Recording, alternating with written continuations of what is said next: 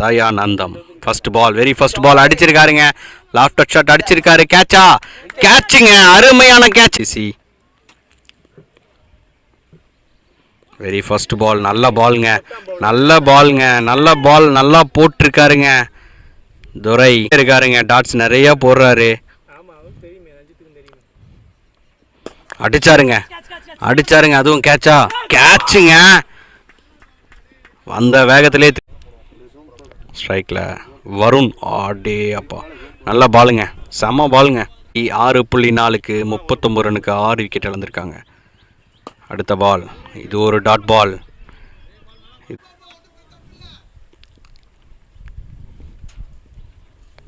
சூப்பருங்க, very good ஓவருங்க. Maiden wicket எடுத்திருக்காருங்க, மெய்டன் விக்கெட்.